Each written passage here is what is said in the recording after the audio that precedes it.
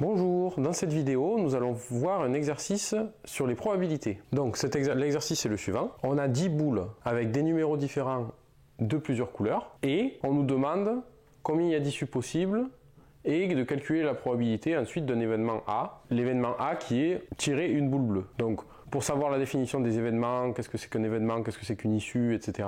Vous pouvez voir le cours que j'ai fait sur la probabilité que je mets en fiche en haut, qui devrait s'afficher maintenant. Donc là on nous dit qu'on a cette boîte là avec du coup des boules de couleur et numérotées, et on dit qu'on tire une boule et on note son numéro.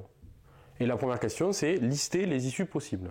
Alors, pourquoi on liste les issues possibles? Tout d'abord, il faut se rappeler de la propriété pour calculer une probabilité. Et donc, une probabilité d'un événement E, ça sera le nombre d'issues favorables à E divisé par le nombre total d'issues. Du coup, là, la première question, elle nous dit lister les issues possibles de cette expérience. Alors, dans les cours, même dans les livres de maths et tout ça, dans cette formule, au lieu de nombre total d'issues, on a nombre d'issues possibles.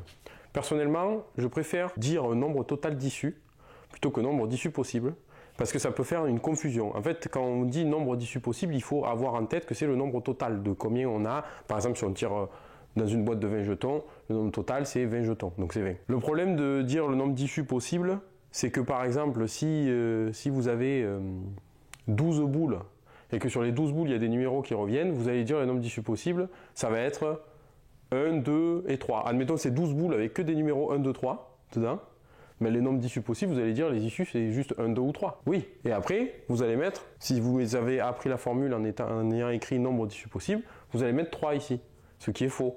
Parce que c'est toujours le nombre total d'issues. Donc en fait, quand on vous demande le nombre d'issues possibles, pourquoi on vous dit nombre d'issues possibles?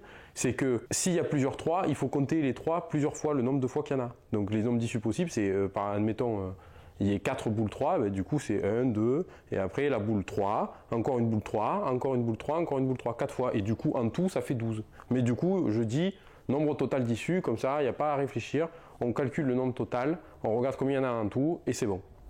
Donc ici, on a combien de boules? Eh bien on en a 11.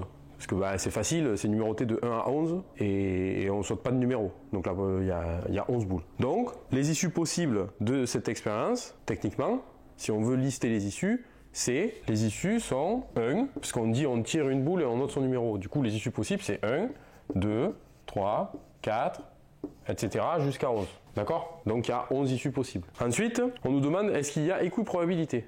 Alors, équiprobabilité, qu'est-ce que ça veut dire? Équi, ça vient du latin, c'est pour dire égalité. Donc, est-ce que les probabilités sont égales? Donc, pour ces issues possibles, quelles sont les probabilités de tirer le 1, par exemple? Donc, il faut voir la probabilité de tirer le 1. Ben, le nombre d'issues favorables à E, donc l'événement E, donc c'est 1. Donc, c'est tirer la boule 1.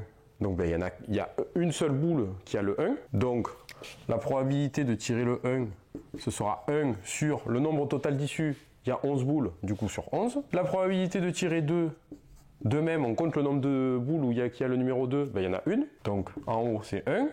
Le nombre total, c'est 11 encore. Et en fait, on voit que, vu que chaque numéro apparaît une seule fois, et en fait, chaque probabilité sera 1 sur 11. Donc la probabilité de toutes ces issues, c'est 1 sur 11.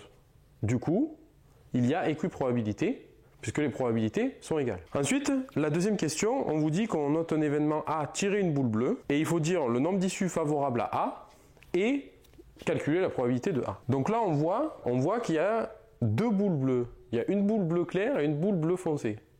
Alors là, l'énoncé, c'est un peu un piège, parce qu'on peut se demander, est-ce que quand il parle d'une boule bleue, est-ce que c'est un bleu particulier, ou est-ce que c'est tous les types de bleus? Donc là, je pense personnellement que c'est plutôt tous les types de bleus, donc la boule bleu foncé et la boule bleu clair. Mais on pourrait vous avoir été plus précis et dire l'événement A, c'est tirer une boule bleu clair par exemple, ou bleu turquoise, ou bleu foncé. Et du coup, on aurait vu le nombre de boules de cette couleur-là. Donc là, combien il y a de boules? Donc il y a la boule bleu clair et la boule bleu foncé. Donc le nombre d'issues possibles, d'issues favorables à A, il y en a 2. On est d'accord. Donc il y a deux issues favorables à A. Et ensuite, donc ça c'était le petit a, et ensuite petit b, calculer la probabilité de A. Alors la probabilité de A, donc la probabilité de l'événement A, sachant que l'événement A, je rappelle, c'est tirer une boule bleue, c'est le nombre d'issues favorables à A. Et c'est quoi le nombre d'issues favorables à A? Ça veut dire le nombre d'issues où on tire une boule bleue. Et donc on a calculé 2. Donc ce 2 là, en fait, parce qu'il y a 2 boules bleues, eh bien, en haut c'est 2. Sur le nombre total d'issues. Le nombre total d'issues, c'est le nombre total de boules. Combien il y a de boules dans ce sachet? On a dit qu'il y en avait 11 déjà. Donc la probabilité, c'est 2 sur 11. Donc voilà, ça c'est un exercice classique sur les probabilités. Il faut bien savoir faire ce genre d'exercice, bien avoir compris le raisonnement.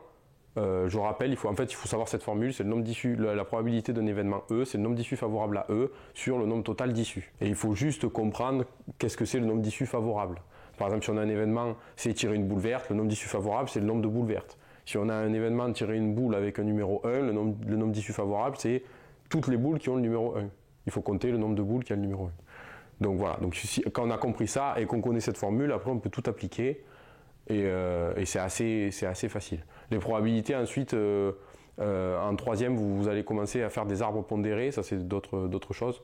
Je ferai des vidéos plus tard dessus. Donc n'hésitez pas à vous abonner pour ne pas rater les prochaines vidéos. Aimez la vidéo et laissez un commentaire si vous avez des questions, je répondrai rapidement. Et on se retrouve dans la prochaine vidéo.